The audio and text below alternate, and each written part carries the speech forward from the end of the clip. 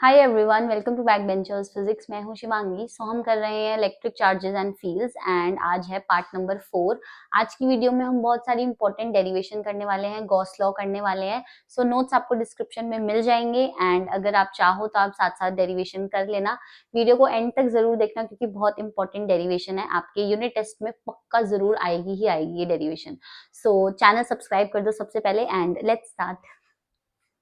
Last class में हमने बहुत इंपॉर्टेंट टॉपिक्स करे थे, है ना। हमने डेरिवेशन करी थी इक्वेटोरियल पॉइंट की और टॉर्क कैलकुलेट किया था, ठीक है। तो आज की क्लास में हम बाकी सारे पार्ट्स कवर करने वाले हैं। बहुत ज्यादा इंपॉर्टेंट वीडियो है, बहुत बेसिक से आपको समझाऊंगी हर डेरिवेशन। प्लीज एंड तक वीडियो को जरूर देखना। Let's start.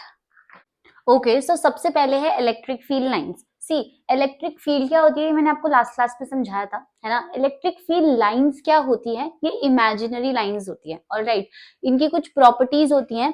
सबसे पहले electric field line of force is defined as the curve along which a small positive charge would tend to move when free to so in an electric field. एक imaginary line होती है ऐसे करके, ठीक है। And इस पे क्या होता है कि अगर कोई चार्ज को यहाँ रख दिया तो वो कैसा पाथ ट्रेवल करेगा, वो इलेक्ट्रिक फील्ड लाइंस क्या करती है, प्रेडिक्ट करती हैं, शो करती हैं, ठीक है। तो यही लिखा है, along which a small positive charge would tend to move, मतलब वो किस तरीके से मूव करेगा, कहाँ पे मूव करेगा, कौन से पाथ में, कौन सा कर्वेचर वो ट्रेवल करेगा। तो यही क्या बताता है, electric line of force. Electric line of force आ जाए, इलेक्ट्रिक फील्ड लाइंस आ जाए, सब कुछ सेम ही बात होती है।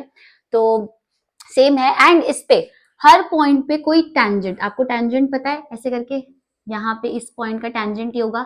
तो आप पूरी की पूरी इलेक्ट्रिक फील्ड लाइन पे कोई भी पॉइंट बनाओगे तो उस पॉइंट का जो टेंजेंट होगा वो क्या रिप्रेजेंट करेगा, वो इलेक्ट्रिक फील्ड की डायरेक्शन को रिप्रेजेंट करेगा। ऑलराइट, तो यही लिखा है यहाँ पे, and the tangent to which at any point gives the direction of the electric field at that point। Her point का जो टेंजेंट होगा वो क्या बताएगा, वो इलेक्ट्रिक फील्ड की डायरेक्शन बताएगा, ठीक है। अब इसकी कुछ प्रॉपर्टीज होती है, जैसे कि properties of electric field line से आपसे पूछ सकता है थ्योरी क्वेश्चन में या एमसीक्यू में। आपको 4 प्रॉपर्टी दे देगा और एक गलत प्रॉपर्टी दे देगा, बोलेगा बताओ इनमें से कौन सी प्रॉपर्टी नहीं है, तो आपको पता होना चाहिए, ठीक है। सबसे पहले, the lines of force are continuous smooth curves without any breaks. सबसे पहली प्रॉपर्टी क्या है कि ये कॉन्टिन्यूअस है, मतलब अभी मैंने आपको इलेक्ट्रिक फील्ड बनाई तो कॉन्टिन्यूअस बनाई, ऐसा तो नहीं बोला कि ये ऐसे, ऐसा नहीं होगा। हमेशा क्या होंगी, कॉन्टिन्यूअस स्मूथ कर्व्स होंगे, ठीक है। सेकेंड प्रॉपर्टी क्या होती है, the lines of force start आएगा यहाँ पे, start at positive charges and end at negative charges, they can not form close loops. Magnetic field lines जो थी ना, वो तो क्लोज लूप बनाती है। फॉर एग्जाम्पल ये मैग्नेट है, ये नॉर्थ पोल है, ये साउथ पोल है, तो ये तो क्या है, क्लोज लूप बनाती है। But electric field lines close loop नहीं बनाती है। ये पॉजिटिव चार्ज से स्टार्ट होती है एंड नेगेटिव चार्ज में क्या हो जाती है, एंड हो जाती है। That's it. Next, the tangent, ये मैंने आपको भी बताया कि जो टेंजेंट है वो क्या देता है, gives the direction of electric field line at that point. Tangent electric field line की डायरेक्शन बताता है। Next, no two lines of force can cross each other. Fourth property बहुत इंपॉर्टेंट है कि दो लाइंस कभी क्रॉस नहीं कर सकती, ऐसे करके कभी क्रॉस नहीं कर सकती। क्यों नहीं कर सकती, मैं आपको आगे बताती हूँ, ठीक है। तो ये 4 प्रॉपर्टीज क्लियर है आपको। सबसे पहली प्रॉपर्टी क्या है कि वो कॉन्टिन्यूअस कर्व होती है। दूसरी प्रॉपर्टी क्या है कि जो पॉजिटिव से स्टार्ट होती है और नेगेटिव पे जाती है, ये क्लोज लूप्स नहीं बनाती है, ठीक है। थर्ड प्रॉपर्टी क्या है, थर्ड प्रॉपर्टी ये है कि टेंजेंट जो होता है वो क्या बताता है, इलेक्ट्रिक फील्ड की डायरेक्शन बताता है। फोर्थ प्रॉपर्टी क्या है कि दो इलेक्ट्रिक लाइंस ऑफ फोर्स या दो इलेक्ट्रिक फील्ड लाइंस कभी भी इंटरसेक्ट नहीं कर सकती। इनको लर्न कर लो, बहुत ज्यादा इंपॉर्टेंट है, ठीक है। अब क्यों नहीं कर सकती इंटरसेक्ट, क्योंकि अगर मान लो ये दो इलेक्ट्रिक फील्ड लाइंस ऐसे करके इंटरसेक्ट करेगी तो इस पॉइंट पे, अब अगर इस लाइन के थ्रू हम जाएंगे तो उसका टेंजेंट तो ये डायरेक्शन दे रहा है और इस लाइन का टेंजेंट ये डायरेक्शन दे रहा है, राइट। दो डायरेक्शंस पॉसिबल होगी जो पॉसिबल नहीं है ना, क्योंकि एक ही डायरेक्शन पॉसिबल है। इसीलिए तो रीजन देखो, if they intersect then there will be two tangents at the point of intersection and hence two directions of electric field lines at the same point which is not possible। तो दो electric field lines क्या हो जाएंगी, produce हो जाएंगी, दो electric field lines की direction आ जाएगी जो कि पॉसिबल नहीं है। इसीलिए कभी भी इलेक्ट्रिक फील्ड लाइंस इंटरसेक्ट नहीं कर सकती आपस में। समझ गए, आगे चलते हैं। अब ना डिफरेंट पॉइंट ऑब्जेक्ट्स या डिफरेंट चार्जेस के लिए डिफरेंट पैटर्न होता है इलेक्ट्रिक फील्ड लाइंस का, तो ये बहुत ज्यादा इंपॉर्टेंट है, आपसे पूछा जाता है, इसको मार्क कर लो, स्टार मार्क, ठीक है।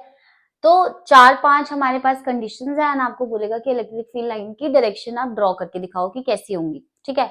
सबसे पहला आता है for a positive point charge, मतलब एक पॉइंट चार्ज है पॉजिटिव, तो ये पॉजिटिव पॉइंट चार्ज है, ठीक है। अब इसकी वजह से जो इलेक्ट्रिक फील्ड लाइन कहाँ होंगी, बाहर की डायरेक्शन में, रेडियली आउटवर्ड्स, तो ये होंगी electric field lines positive charge की वजह से, ठीक है। एंड इनकी डायरेक्शन क्या होगी, रेडियली आउटवर्ड्स, क्योंकि पॉजिटिव चार्ज है ना तो बाहर होंगे, और ये ठीक है। तो पॉजिटिव चार्ज की वजह से ऐसे होंगे। अब आपसे सेम पूछेगा for a negative point charge, so negative point charge के लिए भी क्या होती है, रेडियली ही जाएंगी ऐसे, बट इनकी जो डायरेक्शन होगी अब कहाँ होगी, नेगेटिव चार्ज के लिए हमेशा इनवर्ड डायरेक्शन होती है, तो ऐसे डायरेक्शन होगी, ठीक है।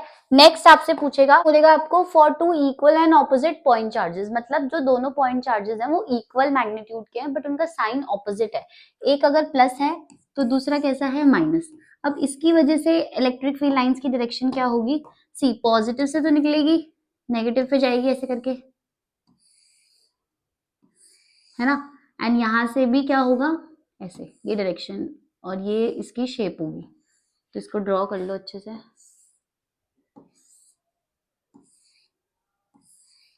एंड डायरेक्शन एरो बनाना बहुत ज्यादा जरूरी है, सो पॉजिटिव से निकल रही है ऐसे करके, यहाँ पे भी बना दो, एंड नेगेटिव में क्या कर रही है, अंदर की तरफ, एंड पॉजिटिव में बाहर की तरफ,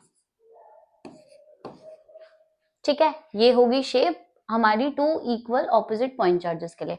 अब अगर दो, नेक्स्ट क्या बोलेगा, for two equal and positive point charges, मतलब दोनों पॉइंट चार्जेस क्या हैं, इक्वल हैं, दोनों पॉजिटिव हैं या दोनों नेगेटिव हैं, तब क्या शेप आएगी, रिपेलिंग नेचर होगा ऐसे करके,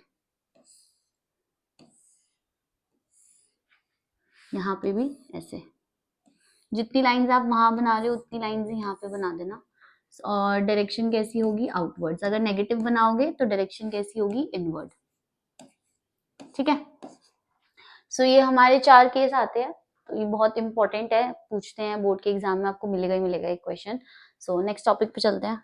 नेक्स्ट है एरिया वेक्टर। एरिया वेक्टर ना कोई वो डेरिवेशन वगैरह कुछ नहीं है इसमें। देखो कभी कभी क्या होता है, अभी जब हम आगे के टॉपिक्स पढ़ेंगे या आगे आने वाले चैप्टर्स में, इसी चैप्टर में भी हमको क्या पता करना होगा, सरफेस एरिया की वैल्यू तो पता करनी है, उसका मैग्नीट्यूड तो, बट कभी कभी आपसे डायरेक्शन भी पूछता है कि जो एरिया वेक्टर है उसकी डायरेक्शन क्या है।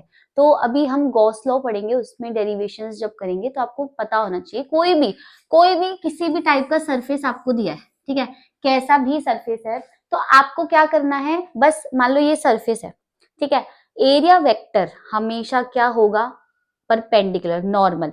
तो अगर ये सरफेस है तो नॉर्मल एंड आउटवर्ड्स, ठीक है, इस सरफेस का एरिया वेक्टर ऐसे बनेगा बाहर की तरफ, इस जो नीचे वाला सरफेस है इसका एरिया वेक्टर ऐसे बनेगा बाहर की तरफ, ठीक है। कोई भी आपको सरफेस दिया होगा किसी भी शेप का, उस पे एरिया वेक्टर कैसा बनेगा, नॉर्मल, परपेंडिकुलर एंड बाहर की डायरेक्शन में बनेगा, ठीक है। सो ये एरिया वेक्टर का कॉन्सेप्ट है, अभी हम आगे यूज करेंगे बहुत सारे टॉपिक्स में। तो नेक्स्ट टॉपिक है electric flux. Okay, electric flux बहुत ज्यादा इंपॉर्टेंट है। इलेक्ट्रिक फ्लक्स में क्या होता है, ये बताता है कि एक एरिया में से, मतलब एक कोई भी एक फिगर है आपके पास, कोई भी ऑब्जेक्ट है, उसमें कितनी number of electric field lines pass कर रही है उस ऑब्जेक्ट में से, वो होता है हमारा इलेक्ट्रिक फ्लक्स। सो डेफिनेशन देखो यहाँ पे, the electric flux through a given area held inside N electric field is the measure of the total number of electric field lines passing normally through that area. एक कोई भी area है किसी भी type का, किसी भी शेप का, उसमें से कितनी इलेक्ट्रिक फील्ड लाइंस पास कर रही है, ये आपको क्या बताता है, इलेक्ट्रिक फ्लक्स। इलेक्ट्रिक फ्लक्स को डिनोट करते हैं हम फाई से, ठीक है, एंड इसका फॉर्मूला होता है integration close surface E dot DS. E vector क्या है बेटा, यहाँ पे electric field, and DS vector क्या है, एरिया वेक्टर है, ठीक है। मतलब यहाँ पे एरिया आएगा और उसका क्या होगा, डायरेक्शन लिखा हुआ होगा।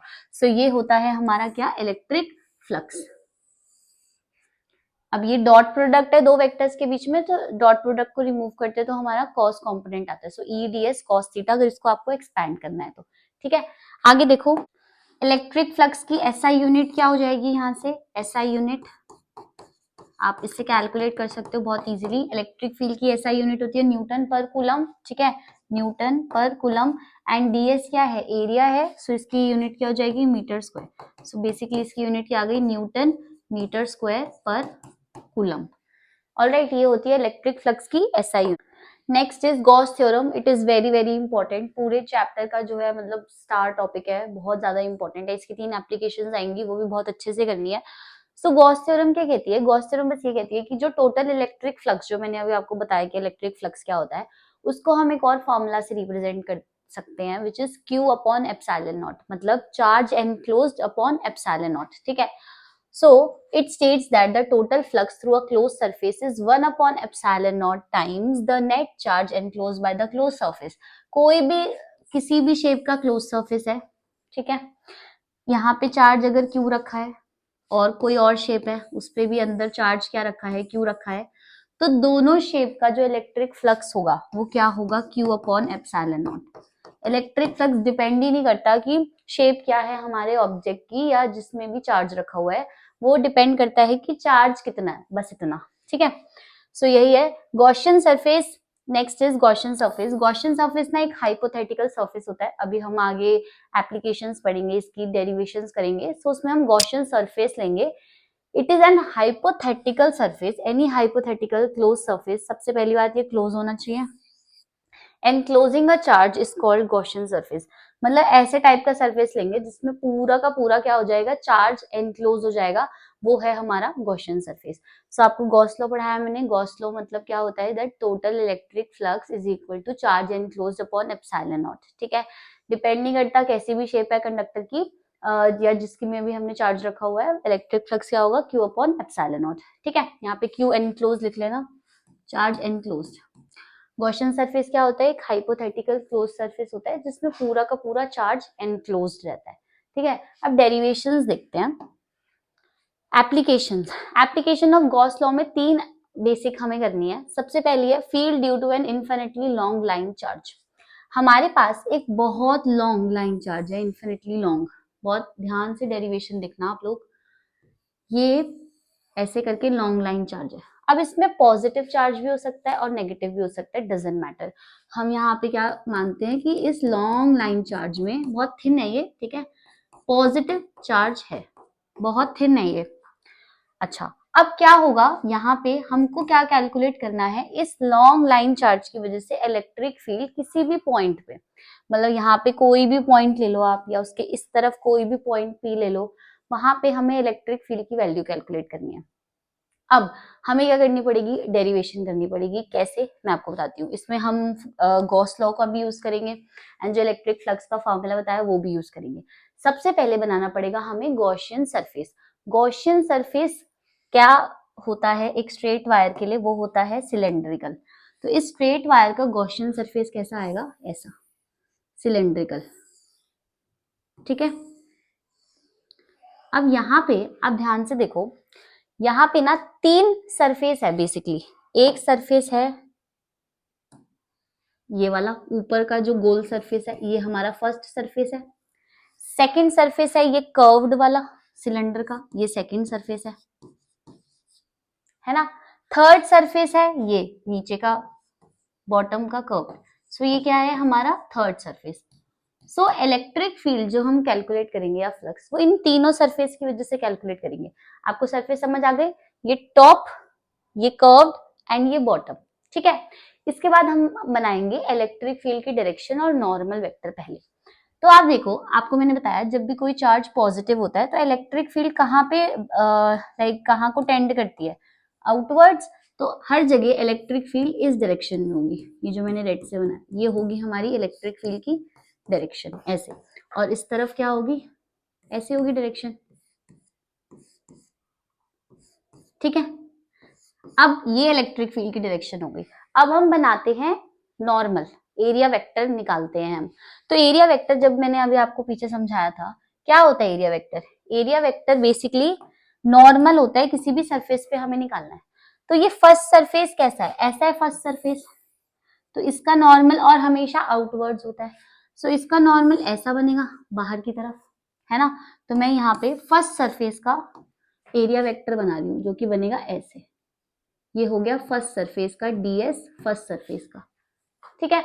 अब सेकंड सरफेस कर्व सरफेस है। सो कर्व सरफेस के लिए या तो इस तरफ ले लो या इस तरफ, बात सेम ही है। उसके लिए भी एरिया वेक्टर कहाँ बनेगा, ऐसे बाहर की तरफ। तो ये क्या हो गया, सेकंड सरफेस का एरिया वेक्टर, ठीक है।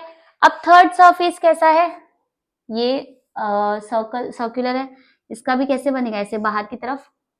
तो ये हो गया थर्ड सरफेस का वेक्टर, एरिया वेक्टर, ठीक है। तो ये फिगर को प्लीज आप ध्यान से देखो।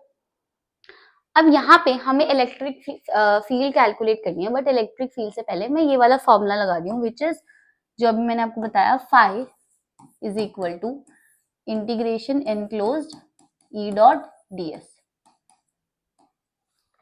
ठीक है।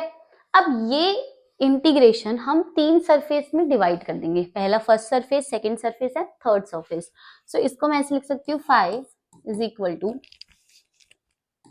फर्स्ट के लिए ई डॉट ds, ds 1 आ जाएगा यहाँ पे, फिर सेकंड के लिए ई डॉट ds, ठीक है, सेकंड सरफेस आ जाएगा, प्लस थर्ड के लिए ई डॉट ds, थर्ड आ गया, डन। अब डॉट प्रोडक्ट का मतलब क्या होता है, डॉट प्रोडक्ट का मतलब होता है कि अगर दो वेक्टर्स के बीच में डॉट प्रोडक्ट है तो वहां कॉस कंपोनेंट आएगा। तो यहाँ पे देखो, आप इसको सबको एक्सपैंड करो तो यहाँ आएगा ई ds1 cos θ1 फर्स्ट सरफेस के लिए, प्लस सेकंड के लिए ई ds2 cos θ2, प्लस थर्ड के लिए ई ds3 cos θ3। θ1 क्या है, मतलब फर्स्ट सरफेस में इलेक्ट्रिक फील्ड और एरिया का कितना एंगल है। तो यहाँ पे आपको दिख रहा है ये 90 डिग्री है ना। सो फर्स्ट थीटा कितना आ गया हमारा, 90 डिग्री। सेकंड में देखो, सेकंड में इलेक्ट्रिक फील्ड भी इस डायरेक्शन में है एंड ds भी, ये इलेक्ट्रिक फील्ड है ना, ये इस डायरेक्शन में है एंड ds भी इसी डायरेक्शन में है। तो सेकंड में एंगल कितना हो गया, यहाँ का थीटा, यहाँ का θ2 हो गया 0 डिग्री, और यहाँ का थीटा कितना है, θ1, यहाँ का θ1 कितना है 90 डिग्री, एंड यहाँ का θ3। अब यहाँ पे देखो इलेक्ट्रिक फील्ड बाहर की तरफ है एंड एरिया वेक्टर इस तरफ, तो दोनों के बीच में 90 डिग्री एंगल है, तो θ3 भी कितना हो गया 90 डिग्री, डन। अब यहाँ पे सारे थीटास की वैल्यू पुट करो आप। सो फाई विल बी, यहाँ पे पुट करेंगे फर्स्ट के लिए ई ds1 cos 90, प्लस सेकंड में पुट करेंगे ई ds2 cos 0, प्लस थर्ड में पुट करेंगे ई ds3 cos 90 डिग्री, ठीक है। cos 90 होता है हमारा 0, सो यहाँ पे एक स्लाइड और ऐड करनी पड़ेगी। सो यहाँ पे ये सब 0 हो जाएंगे, देखो ये 0 हो गया एंड ये भी 0 हो गया। cos 0 होता है 1, तो ये 1 हो गया यहाँ पे। तो बचेगा क्या, फाई इज इक्वल टू, ये सब 0 हो गए, ई ds बचेगा बस यहाँ पे, ठीक है। So phi is equal to E ds2, मतलब कर्व सरफेस के लिए। अब फाई का फॉर्मूला क्या होता है, Q upon epsilon not, Gauss law use करके, तो मैं लिख देती हूँ, या फिर पहले फाई इज इक्वल टू ई। अच्छा, अब अगर इस सिलेंडर की लेंथ, इस सिलेंडर की जो लेंथ है वो L है, L, तो सिलेंडर का कर्व सरफेस एरिया क्या होता है, तो कर्व्ड है ना, तो कर्व के लिए की वजह से ही फ्लक्स आ रहा है, तो वही निकालना पड़ेगा हमें। तो सी एस से क्या होता है 2 पाई आर एच, तो यहाँ पे क्या आ जाएगा 2 पाई आर एल, क्योंकि एल उसकी हाइट है। सो यहाँ पे फ्लक्स क्या आ जाएगा 2 पाई आर एल। अब हम क्या करते हैं, गॉस लॉ यूज करते हैं। सो यूजिंग गॉसेस लॉ, जब गॉस लॉ यूज करा, गॉस लॉ क्या होता है, Q is phi is equal to Q upon epsilon naught, ठीक है। So Q upon epsilon naught को यहाँ पे रख दो इसके equal, Q upon epsilon naught is equal to E 2 pi R L. अब लास्ट क्लास अगर आपने मैंने अटेंड करी है तो मैंने आपको उसमें कॉन्टिन्यूअस डिस्ट्रीब्यूशन पढ़ाया था। कॉन्टिन्यूअस डिस्ट्रीब्यूशन में मैंने आपको 3 डेंसिटीज लर्न कराई थी। सबसे पहले होती है लीनियर चार्ज डेंसिटी, सेकंड होती है surface charge and third is volume charge density. So यहाँ पे लीनियर चार्ज डेंसिटी का यूज होगा क्योंकि एक स्ट्रेट लाइन है, स्ट्रेट लाइन ऑब्जेक्ट के को जब भी हम कंसिडर करते हैं वहां पे लीनियर चार्ज डेंसिटी आती है। तो लीनियर चार्ज डेंसिटी होती है लैम्डा, ठीक है। इसका फॉर्मूला होता है चार्ज अपॉन लेंथ, ऑलराइट। सो यहाँ से चार्ज क्या हो जाएगा लैम्डा इंटू एल, तो यहाँ पे चार्ज की वैल्यू पुट कर देंगे। So lambda L upon epsilon naught is equal to E 2 pi R L। L से L कैंसिल हो गया, E कितना आ जाएगा यहाँ पे, E will be lambda upon 2 pi R epsilon naught. So ये होती है इलेक्ट्रिक फील्ड एक स्ट्रेट वायर की वजह से किसी भी r रैंडम डिस्टेंस पे। अब यहाँ पे आपसे एक और चीज पूछते हैं, देखो lambda constant, 2 constant, pi constant, epsilon not constant, so dependency पूछता है। सो इलेक्ट्रिक फील्ड इस केस में r पे इनवर्सली प्रोपोर्शनल है ना। एंड अगर आपको इसका ग्राफ बनाने के लिए बोल दे, सो इनवर्सली प्रोपोर्शनल का ग्राफ कैसा बनता है, x एक्सिस पे आप r लोगे एंड y एक्सिस पे आप E लोगे, ऐसा ग्राफ बनेगा। डन, क्योंकि ये इनवर्सली प्रोपोर्शनल का ग्राफ है। तो ग्राफ भी पूछता है आपसे, ये डेरिवेशन तो पूछता ही पूछता है। So it is very very important, तो ध्यान से करना आप इसको, ठीक है। नेक्स्ट टॉपिक, नेक्स्ट जो हमारी डेरिवेशन है वो क्या है, second application, field due to a uniformly charge infinite plane sheet. उस केस में हमने क्या लिया था, एक स्ट्रेट वायर ली थी। यहाँ पे हम इनफिनिट प्लेन शीट को कंसिडर कर रहे हैं। सो इनफिनिट प्लेन शीट ऐसे लेंगे, ठीक है, ये होगी हमारी इनफिनिट प्लेन शीट। अब इस पे भी दो टाइप के चार्ज हो सकते हैं, या तो पॉजिटिव या नेगेटिव, ठीक है। प्लेन शीट मतलब ऐसे करके कुछ है, ये है प्लेन शीट, ठीक है। अब इसका ये इधर भी है और इधर भी है सरफेस, है ना। तो यहाँ पे पॉजिटिव चार्ज है, तो यहाँ पे भी पॉजिटिव चार्ज ही है। तो यहाँ पे ये पॉजिटिव चार्ज है ऐसे करके, ठीक है। अब इसके लिए जो गॉसियन सरफेस होता है ना, वो होता है सिलेंड्रिकल, इसके लिए भी। अब उसका गॉसियन सरफेस कैसे ड्रॉ करेंगे, ये पूरी शीट को कवर कर लेगा ऐसे करके, ऐसे, ये होगा इसका Gaussian surface. Very good. Second,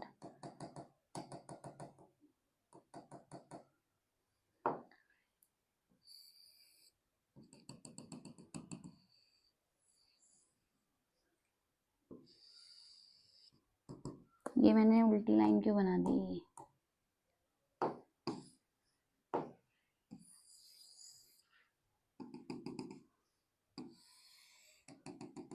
ये हो गया इसका गॉसियन सरफेस, ठीक है। अब यहाँ पे भी क्या होगा, या फिर थोड़ा सा और इसको एक्सपैंड कर लो, क्योंकि यहाँ पे ये भी एक्सपेंडेड है, ठीक है। अब यहाँ पे भी तीन सरफेस होंगे हमारे पास। सबसे पहला सरफेस वही कर्व सरफेस और ये टॉप, तो ये फर्स्ट सरफेस हो गया। यहाँ पे ये सेकंड सरफेस हो गया, ये थर्ड सरफेस हो गया, ठीक है। इलेक्ट्रिक फील्ड जो होगी प्लेन शीट, पॉजिटिव चार्ज है तो ऐसे आउटवर्ड्स होगी, इलेक्ट्रिक फील्ड ऐसे बाहर जा रही होगी, दूसरे पेन से बनाती हूँ, ऐसे बाहर जा रही है इलेक्ट्रिक फील्ड, इधर भी ऐसे बाहर जा रही है इलेक्ट्रिक फील्ड, ठीक है। पॉजिटिव है ना इसलिए, अगर नेगेटिव होता तो इनवर्ट जा रही होती, ये इलेक्ट्रिक फील्ड है। अब हमें नेक्स्ट स्टेप में क्या करना है, एरिया वेक्टर, है ना, नॉर्मल हमें डिसाइड करना है। तो फर्स्ट सरफेस का एरिया वेक्टर बाहर की तरफ होगा, सो ये होगा ds फर्स्ट के लिए। सेकंड का कहाँ होगा, ऐसे बाहर की तरफ, तो ये सेकंड के लिए हमेशा नॉर्मल एंड आउटवर्ड्स। थर्ड का ऐसे, ठीक है।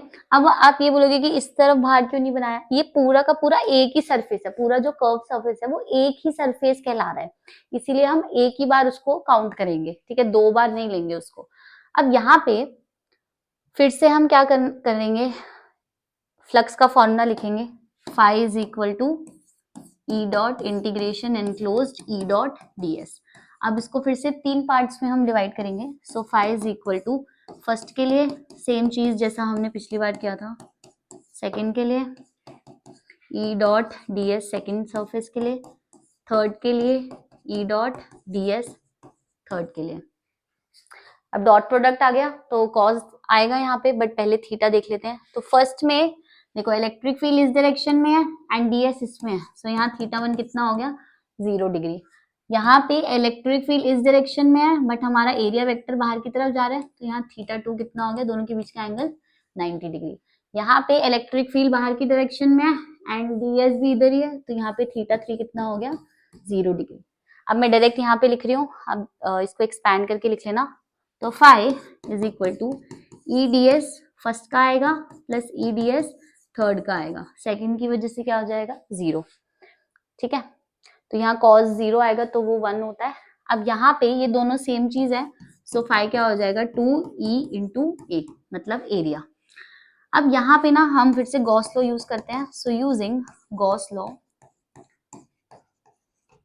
विच इज गॉस लॉ क्या होता है, phi is equal to Q upon epsilon naught. ये मैंने सरफेस एरिया को ही एरिया लिख दिया है, ठीक है। एंड ये 2 क्यों आया, क्योंकि दोनों सर्कुलर ही है तो दोनों का एरिया सेम होगा।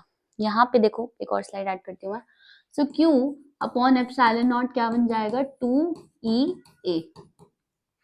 अब यहाँ पे ये प्लेन शीट है, प्लेन शीट की वजह से आएगी सरफेस चार्ज डेंसिटी। अभी मैंने आपको डेंसिटी बताया, लीनियर चार्ज लैम्डा होती है, सरफेस चार्ज सिग्मा होती है, एंड एक वॉल्यूम चार्ज बचा which is volume charge density, वो रो होती है। तो सरफेस चार्ज डेंसिटी जो होती है वो sigma, that is charge upon area.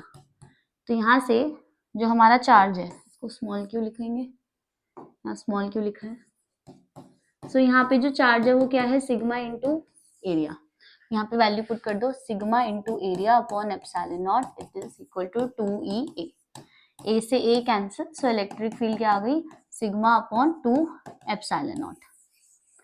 ठीक है, तो ये इलेक्ट्रिक फील्ड का फॉर्मूला होता है किसके लिए, एक प्लेन शीट की वजह से। अब यहाँ पे देखो, यहाँ पे आर कहीं तो आ नहीं रहा, तो डिपेंडेंसी तो है ही नहीं है ना। So electric field is independent of R इस केस में, मतलब हर जगह वो सेम ही रहेगी।